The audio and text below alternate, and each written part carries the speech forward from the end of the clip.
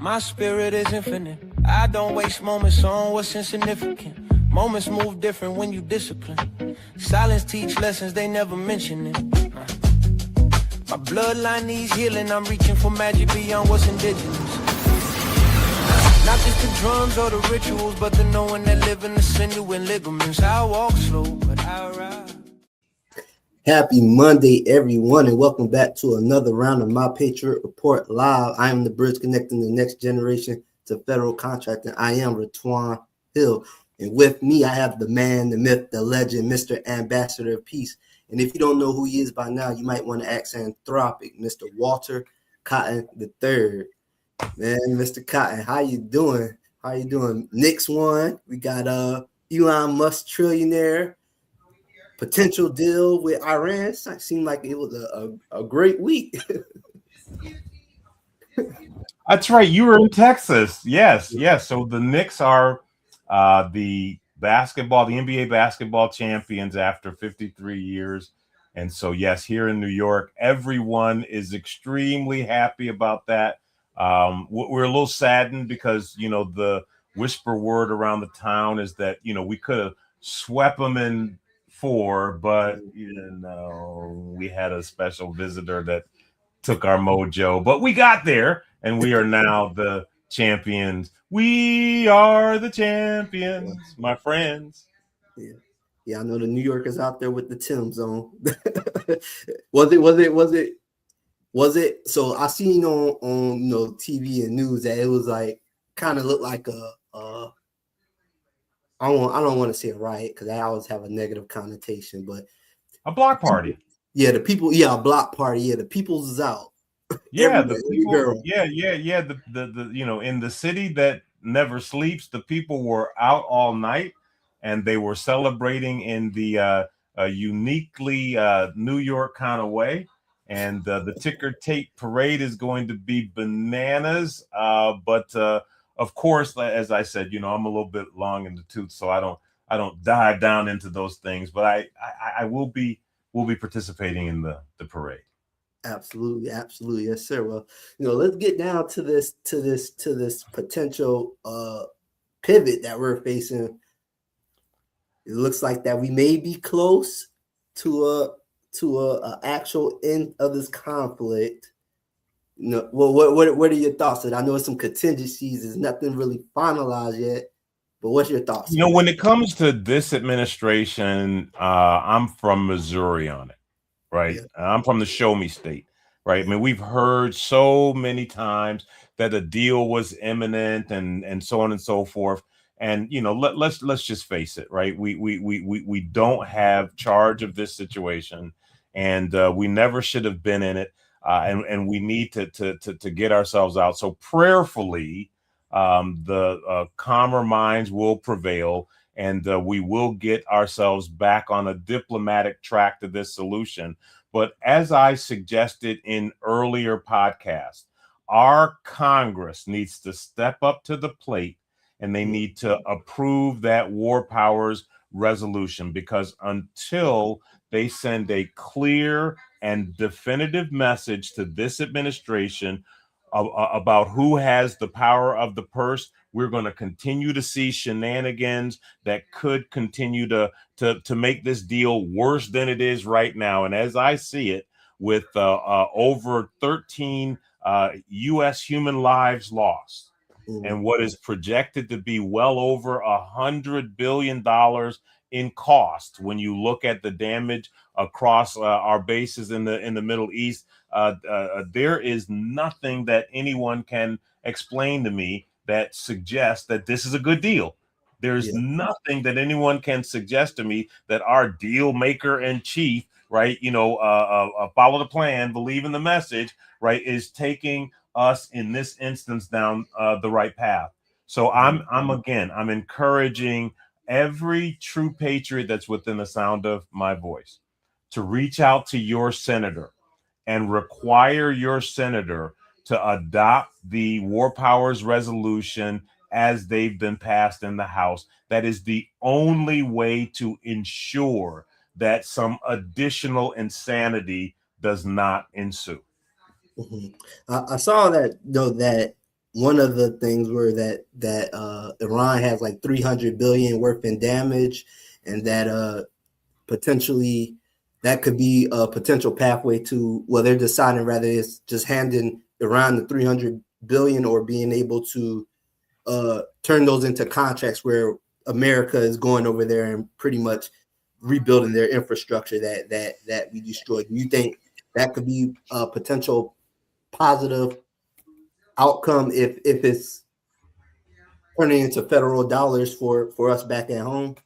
You know, Iran has other allies, right? You know, like Russia and Mm-hmm. China, have been supporting Iran, and those are nations that will rush in and assist with the nation building.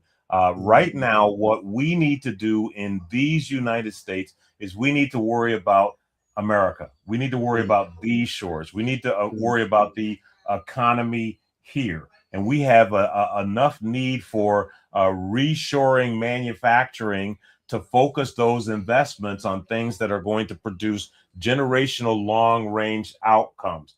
And so the Iran decision could be a blessing in disguise in that it reduces our obligation to make investments in areas that we don't need to be in anyway in this information age, right? The idea that we were providing protection across the world as the world's police officer, maybe that made sense in a situation where we didn't have the availability of the kind of munitions that we do now, right? The munitions of mass destruction. In today's environment, we as human beings are recognizing that it does us no good to push the dead man switch, right? It does us no good to create a tabula rasa or a scorched earth outcome, right? Because we're hurting ourselves as well as others. So since we've matured to the place where, as a species, we know that there is more to be gained from cooperation as opposed to kinetic competition, I think that we will eventually, and hopefully in my lifetime, move to the place where we're touting the slogan of no more wars. Absolutely, absolutely. Now, I did want to make this pivot where, because you were talking about we need to focus back home, and with the Elite SDVOB network, which you're the president of, you've been driving this message, and not just driving this message, you're actually doing this where you're looking to revitalize those community, and it's a Can I terminology. just correct that title? I am the president of the New York chapter, swish, of the Elite Service Disabled Veteran Network. Yes, sir. Yes, sir. My apologies. The New York chapter, the president of the New York chapter. Now, we talked about the opportunity zone now, and we just gave some basic characteristics about what makes a good opportunity zone. But I want to get into the actual granular detail about this opportunity zone. Now, you chose Florida and New York are some of the potential places. Now, was this just based off of relationship, or is it actual strategic vision of why those two places were, the two places you saw as the most viable, or saw viable immediately? Well, first of all, let's give the audience an understanding of what we are envisioning for the communities that we've selected, because in some communities these may sound like big, hairy ball, audacious strategies. But what we believe is we have an opportunity to take the contracting advantage that our veterans and our disabled veterans own, and combine it with some of the dollars that are coming from some of the other reshoring investments, whether it be the Defense Production Act, and hyper focus that on underserved communities that have a unique geographic makeup. And that unique geographic makeup is that they own a designation of a historically underutilized business district, and those historically underutilized business districts are being overlaid by an opportunity zone designation.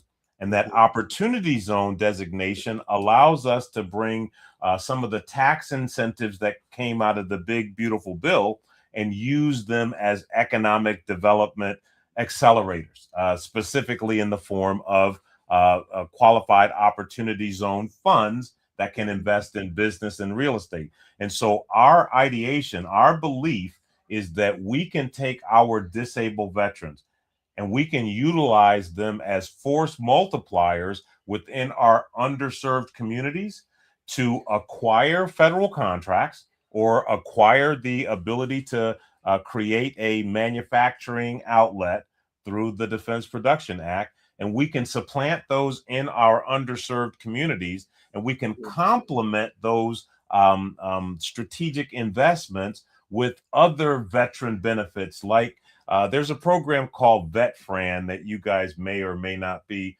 familiar with that allows veterans to acquire fully functional franchises at extremely discounted and favorable terms. And so the idea is that a organization like Mr. Hill's organization could acquire a manufacturing opportunity. And I know you have one in the queue that we'll talk about with one of your partners. And he could supplant that manufacturing, or should I say domicile that manufacturing plant in one of these hub zone, opportunity zone communities and create the kind of jobs producing rising tide that raises that community out of despair. And so that is the overarching strategy that we are driving.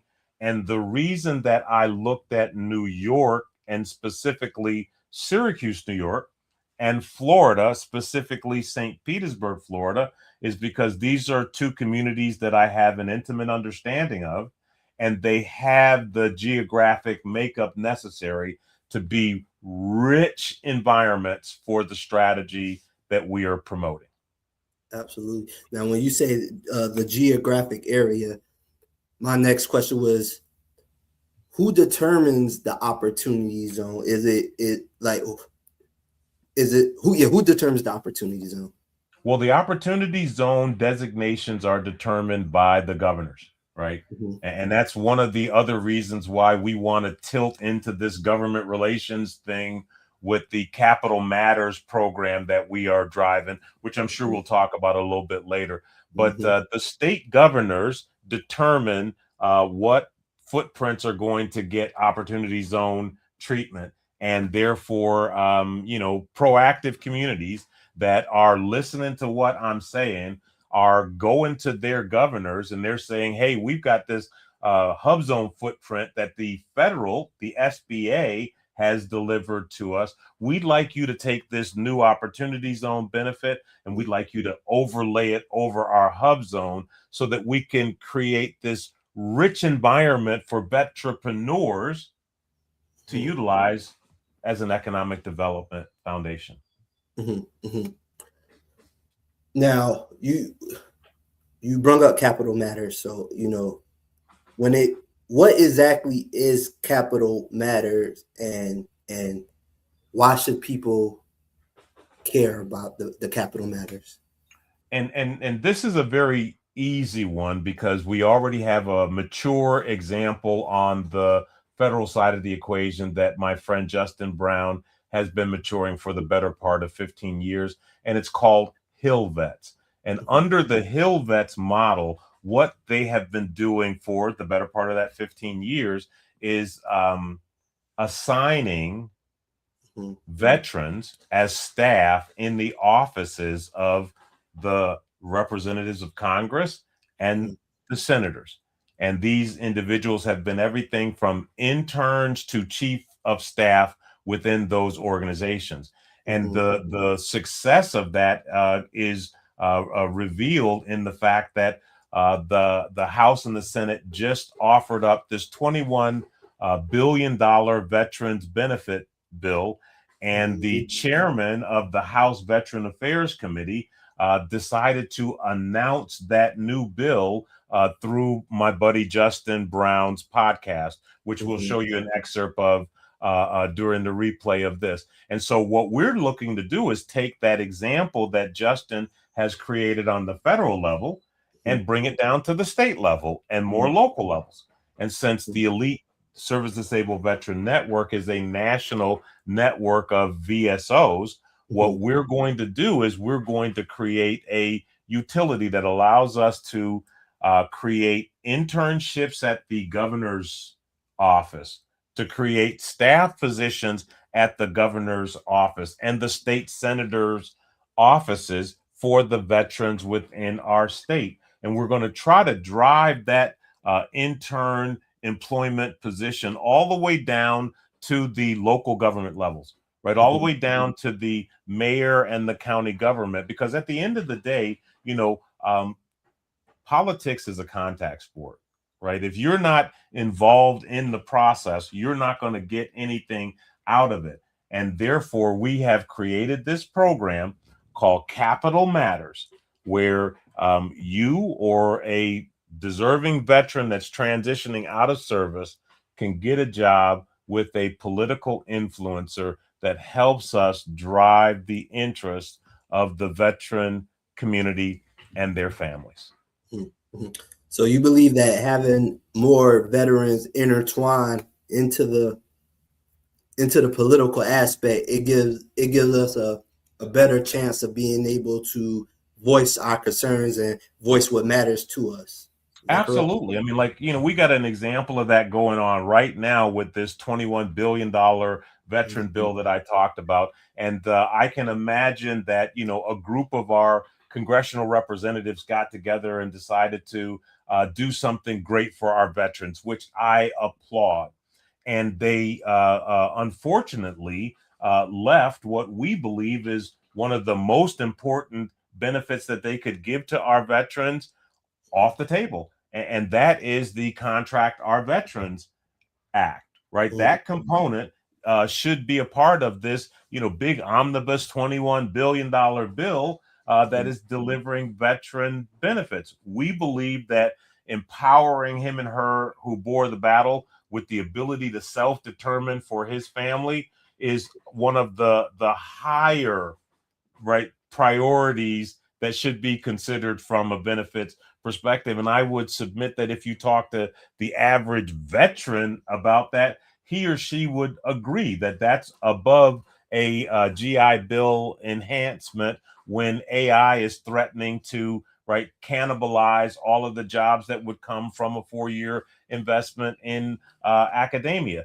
And so it's that kind of an example that we have real time going through the system right now, where our political leaders have prioritized something that left a more preferred, more desired benefit off the table. The good news in this situation is we have the opportunity to change it. We have the opportunity to influence it, right? So the bill has been the $21 billion bill has been approved in committee, and now it's going down to the floor for a vote. And that's where we, the people, right, have the opportunity to influence this faux pas, right? So we simply need to reach out to our senators, reach out to our Congress members, and ask them to add an amendment to the vote that the floor vote that they're going to have on this $21 billion bill that adds the Contract Our Veterans language.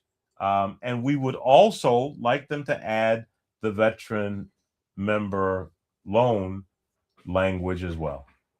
Yes, sir. Yes, sir. Now, this is hindsight, but typically, how does that process work? Like, did they get veteran inputs before, or do they typically get a census from everybody in regards to the bill? How does that? Well, under normal circumstances, yes, they do, right? But there's nothing normal going on in this political season, right? There is a theater that's going on that's vying for the minds and the attentions of we the people.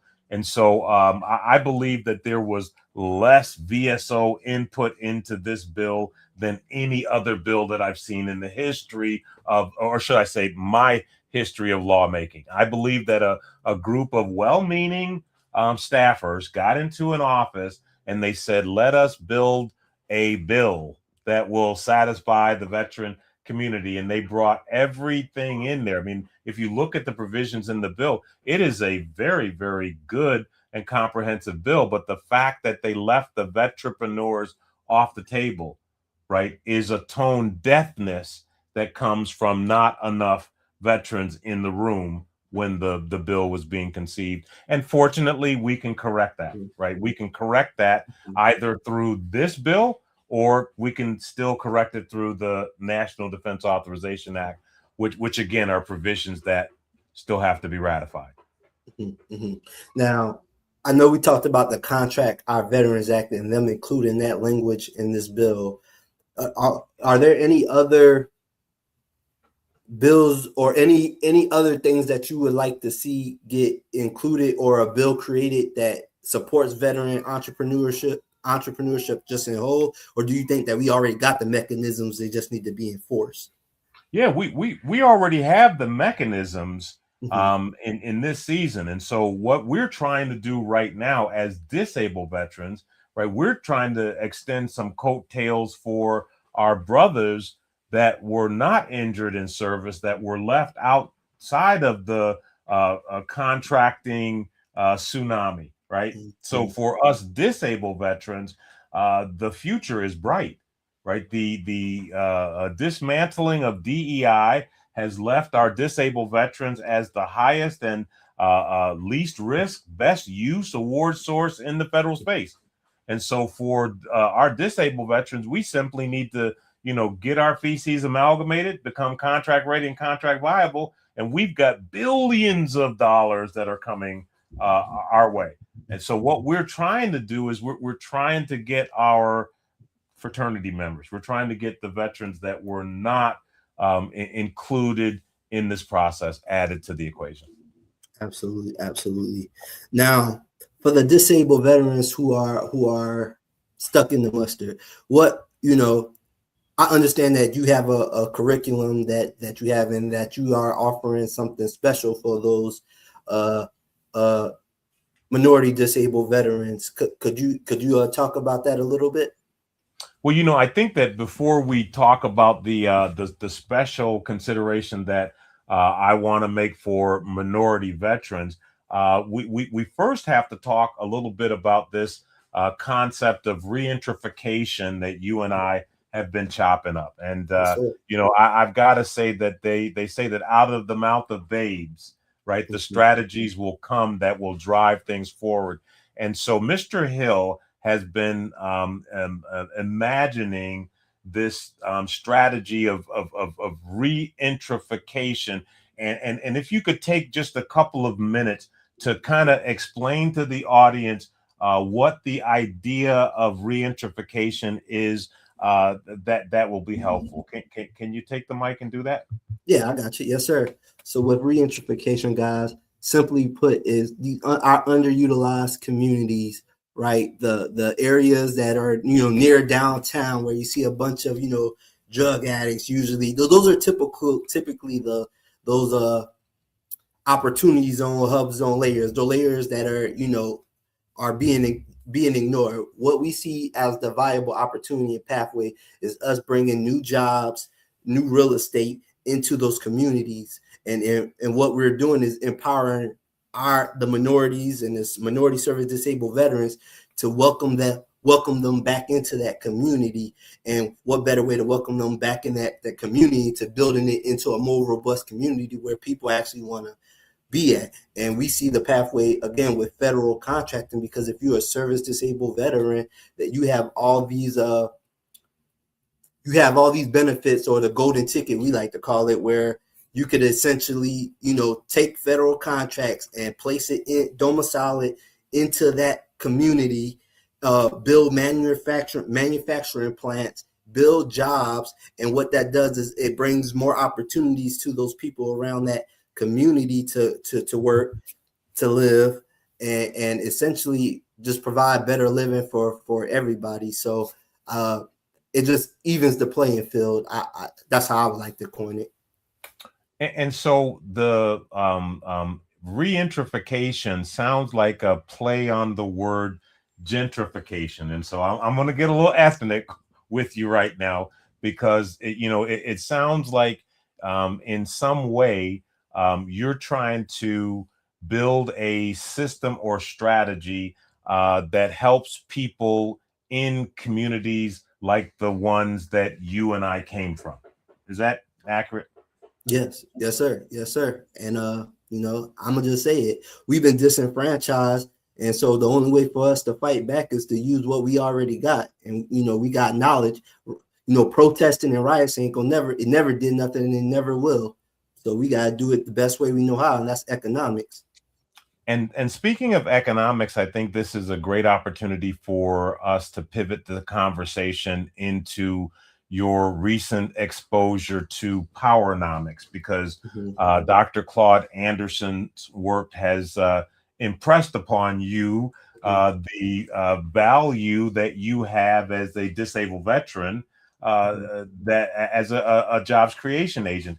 And so since economics is at the foundation of that economics or that powernomics principle, am I hearing you to say that you see your status as a disabled veteran and its access that, or the access that it provides to government contracting? Do you see that as a golden ticket, if you will, to participate in a regentrification kind of strategy? Yes, sir. That's funny you said that, because that's what I actually said when you stepped away, that we have a golden ticket. And if you look at the federal government, the largest spender, $1.3 trillion, what we identified in contracts that are coming up for recompete, 1.3 trillion has your name on it, has my name on it, and our ability to capture how much ever we want, and then being able to put it back into these community and circulate that dollar, definitely help us.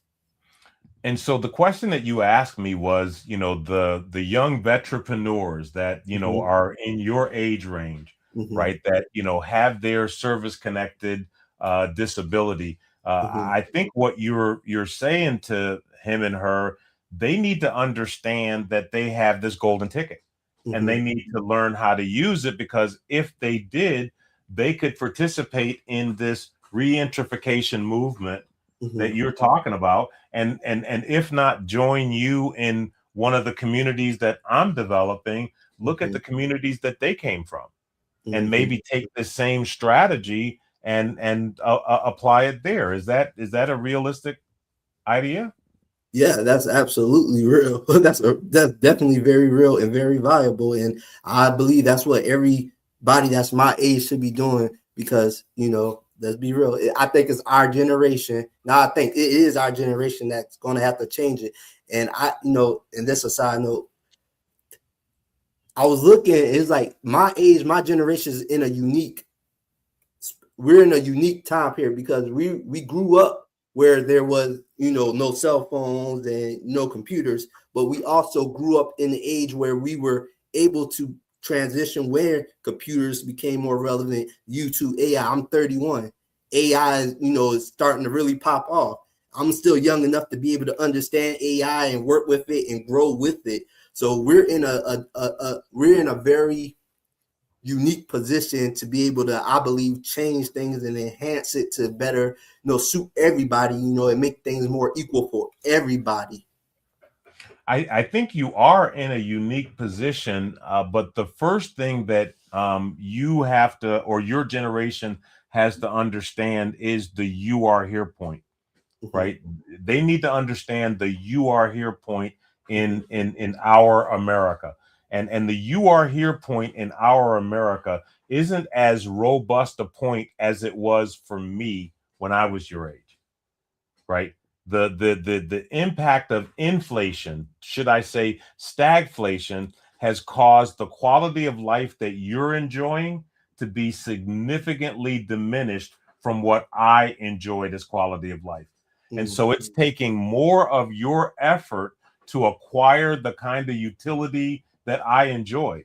and understanding that it was the invisible hand of big business, right, that moved the economic levers to the place where they're out of balance like this. Your generation can recognize that they can slap the hand of big business. They can take control of the economic levers and move it back into a place where this rich, this wonderful, great nation is delivering the liberty to your generation and your children's generations that my generation enjoyed. But because they've been utilizing that strategy of boiling the frog 1 degree at a time, right? Your generation is working and earning 6-figure incomes and still finding themselves having to have multiple workers in the household. And those multiple workers in the household still having to subsidize those multiple incomes with a side hustle, right? Whether it be some kind of online thing or some type of DoorDash, right? That is absolutely wrong in the richest nation in the world. Either we're not the richest nation, right? Something's changed, or we need to shift the way our paradigm is being employed against us. And so that would be one of the first things that I would encourage your generation to wake up and decide, right? What kind of America do you want to enjoy moving forward? And again, here I am plugging my good friend Sophia Nelson's book, where she talks about your generation's need to redefine freedom, right? Your need to take control of the constitutional values that will govern this nation for your generation. You all have the opportunity to take advantage of those, as well as the economic levers, so that we can stop these shenanigans where we're wasting billions and billions and billions of dollars on things that don't matter, when we have children that are suffering without health care in the streets of these United States of America, right? We're blowing up billions of dollars of bombs, and we've got families and food lines in these United States of America, right? So it's your generation's opportunity, I believe, to take control of the narrative and draw the line in the sand and say the buck stops with us. Yes, sir. Yes, indeed. Yes, indeed. So, guys, if you hear this message, join us. Join us. Join us. And on that note, I am Retwan Hill, and that is the Mr. Walter Cotton III. Until next time, guys.